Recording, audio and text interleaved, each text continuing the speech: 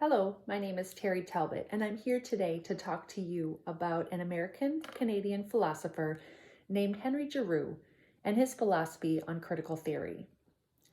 Henry Giroux said in an interview with Truthout, an independent news source, "We need to educate students to be critical agents, to learn how to take risks, engage in thoughtful dialogue, and address what it means to be socially responsible." This man is one of many who are trying to change the way we think of education.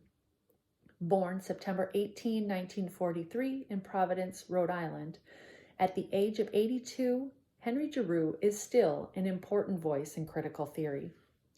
He has authored or co-authored 65 books, written hundreds of scholarly articles, delivered more than 250 public lectures, co-edited a series of books on education and cultural studies with one of his influencers, Paulo Freire, and in 2002 was named one of the top 50 educational thinkers of the modern period. Henry Giroux said, "Education should be used as a moral and political project and not a technique. This idea of critical theory highlights relationships among knowledge, authority, and power. Critical theory draws attention to questions concerning who has control over the conditions for the production of knowledge, values, and skills. It highlights how knowledge, identities, and authority are constructed within particular sets of social relations. Critical theory is not an a priori method. In critical theory, knowledge is the outcome of particular struggles and is always related to the specifics of particular contexts, students, communities, available resources, histories that students bring with them, and their experience." Henry Giroux brings the idea of border crossing to education. This allows knowledge from all subjects to be used to find information and necessary methods at finding the knowledge. Border crossing is an interdisciplinary strategy. Critical theory uses the whole educational system, and the educational process cannot be explained by one dimension. The issues that marginalize people today are racism, sexism, and classism.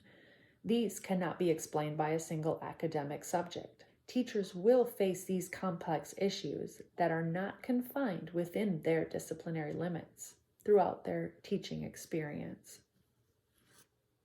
Henry Giroux was instrumental in developing the theory of radical pedagogy that combines the fields of critical theory, cultural studies, sociology of education, and postmodernism.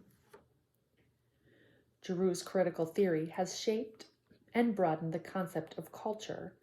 It is shaped by the emerging field of the cultural studies that examines the role of mass culture, especially through the media.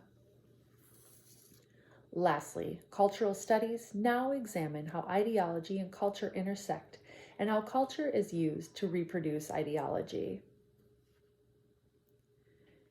Beat Jan from E-International Relations said on December 18, 2021, "Critics of critical theory argue that it has failed to address the rise of nationalism, racism, misogyny, inequality, poverty, and power politics." I believe that critical theory and education has its flaws and that teachers can replace cultural bias with their own bias. This concludes my presentation. Thank you.